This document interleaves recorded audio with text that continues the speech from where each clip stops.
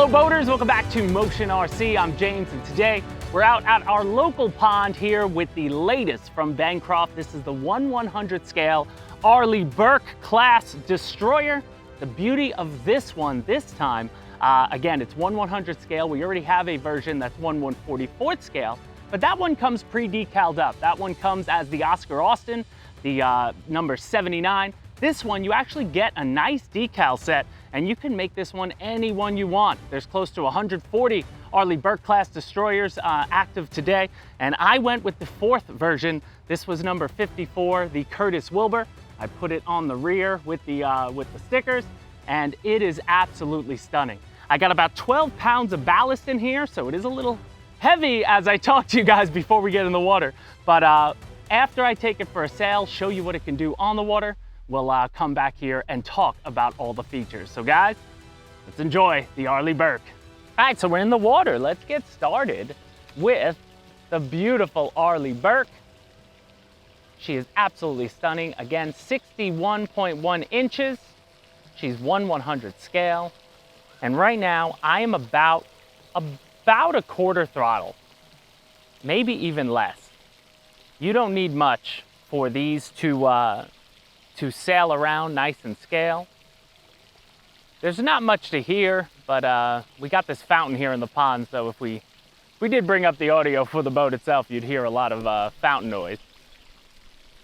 But all around, she's absolutely stunning. Now I have it set on the low rate setting. The current transmitter that comes with it, the ready to run transmitter, does have an SWA switch. That is your high and low rates.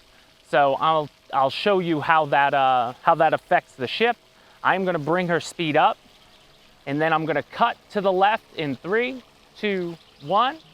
So that is low rate rudder, full low rate rudder to the left, and then I'm gonna go full low rate rudder to the right. And you can see she turns pretty well with the low rate setting. But the beauty is we have a high rate setting, which will allow you to really manipulate yourself out of sticky situations. You know, if you feel you're headed towards, disaster, you're gonna strike a dock or something in the water and you wanna move, now I'm gonna switch to high rate, and I'll do it on the other side, going away from you, bringing the throttle up. We're now on high rate rudder, and watch this turn. It almost gets crazy, but look how much more authority you have on the water with the high rate rudder. I mean, that is a tight turn. So I'm gonna bring it out to where we were before. That was a left turn, and now in 3, 2, 1, we're turning right. That's a full right rate rudder turn with a higher throttle setting. So bring that switch back down. I don't need all that authority, just to show you guys the sail. So I'm gonna bring it out again, and then I'm gonna come back and I'm gonna show you the full power, a full throttle pass on the Arleigh Burke.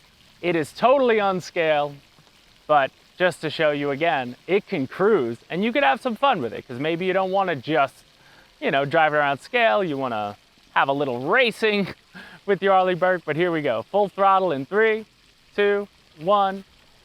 That is full throttle. She cruises, and nice and stable. Now, as far as ballast inside, I'm gonna say I got about 11 to 12 pounds of ballast.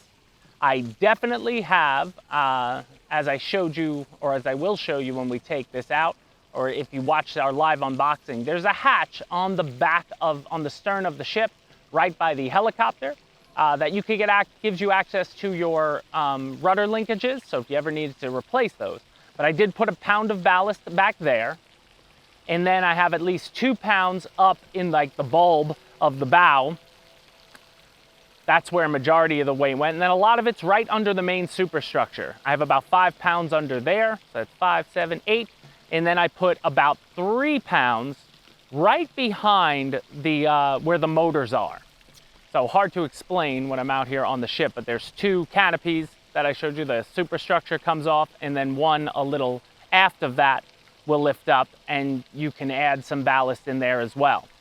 So overall about 11, 12 pounds. It'll be different depending on how you space out your ballast, but that's what we needed to get this ship, you know, to be as stable as it is. Because I mean, if I'm kicking the rudder back and forth, shaking it, you can see it's not going anywhere. It's not gonna tip over. It's not gonna, you know, sink on us, which is the last thing we need. But all around, guys, can't go wrong with this. We enjoyed the 1/144th scale Arleigh Burke when we had it out there. And now I love the larger size, the more pronounced detail on it.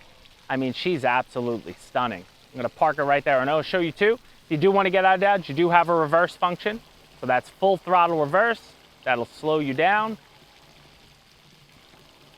And then you can back up and get out of a sticky situation if you need to, but it also acts as a good brake, you know, if you have to just slow down right away. And we go full throttle. I'm going back to full rate rudder just to turn the ship towards you. And absolutely stunning. I love seeing the 54 on the bow and the stern. That's just my number, personal favorite sports number from back in my day. So to put it on a ship is nice, and the fact that the ship exists makes it even better. The USS Curtis Wilbur, I believe it was the 4th in the class. You know, one thing about the Arleigh Burke, there are 4 different fleets, or if you will, of Arleigh Burkes, and there's about almost 140 ships, all from number 51 all the way up into the triple digits, as you'd imagine. There's a lot of them. So this was the 4th one out the line. 51 was number 1 as the Arleigh Burke, named the Arleigh Burke, and then the Arleigh Burke is the class of destroyer this is, and this is the Curtis Wilbur. Let's spin it around towards us, and let's give it one more full pass out of here. 3, 2, 1, full throttle.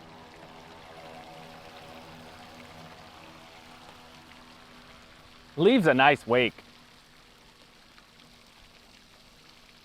And I love putting the big flag on the rigging.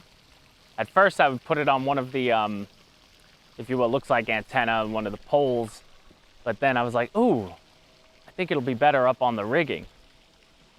You know, so like as if this was, you know, docked. But then it makes the flag sort of blow in the wind, which is kind of cool. So you can see the big US flag up there, just gives it a nice little pop of color to the all gray appearance. But absolutely stunning, guys. So excited to have it here. So I'm going to finish up this sail. I'm going to take it out of the water and let's talk about it. All right, guys, we took it out of the water and got it here before you. Again, the 1/100 scale Arleigh Burke. Talking about some of the features of this model, she's 61.1 inches. So that's significantly larger than the 1/144th scale version, which is about 42 inches. She is nice and large and beautiful. Again, everything out of the box, we've done a live unboxing, everything comes rigged up. You don't have to do any of the rigging. All you have to do is some of the decals. And the decals, the hardest part of the decals is putting a name on the back, but that's about it, because you cut out each letter individually, but then you really just have the number on the front and the stern on both sides. And you get plenty of stickers to be able to do that. Even if you make a mistake, you'll have backups to get it done. And then as far as what's inside, as I said, I went with about 12 pounds of ballast. I use BBs in plastic bags, and I have them scattered throughout. I have a 2-pound bag all the way up front. I got about 5 pounds over the superstructure, about 3 pounds over this structure back here, and then I got 1 pound in the rear. There's a hatch here that I put 1 pound, and that helped the back sit in. And all around though, absolutely gorgeous. See on the water, nice and stable. She's got way more speed than she needs to. So you can drive it around scale at just minimal throttle will look scale. Anything over that, you know, becomes unscale, but fun. You know, it's not always fun to just, you know, sail it around slow. This thing is stable in the water, and it can be a nice little speed demon if you wanted to, just to have a little more fun. So again, access getting inside, the entire superstructure will just lift off like so. You can see here, I could place that, and then looking inside, that's where I have my 2800 2S. It's sitting on top of some of my ballast here, And then most of the electronics are going to be underneath this superstructure over here, the second structure. That's your twin motor setup with the heat sinks. You have access to your servo for your rudders. So if you ever need to swap that out, very simple.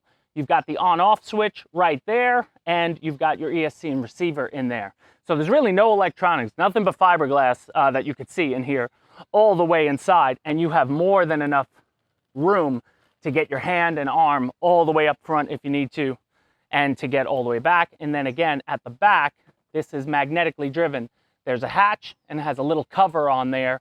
So again, you could add ballast there, but also that gives you access to the linkages in case, you know, things break and you need to fix something back there. You have the access.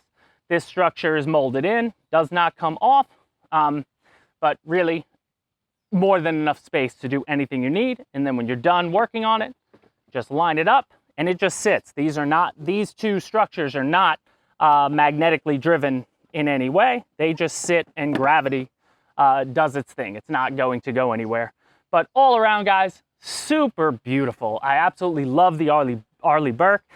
It's mean looking and it's sleek looking, which I really love. You know, the angled superstructure is part of the stealth. You know, all the technology in these things are unbelievable. In real life, they can basically attack air, land, or sea. They are a one-man wrecking crew, and there's a lot of them out there. But guys, if you're interested in an Arleigh Burke-class destroyer, check the link down below. If you have any questions or comments, please leave them down below as well. And as always, guys, thank you so much for watching Motion RC's YouTube channel. Click the like button on your way out the door, and we'll see you next time, Motion RC.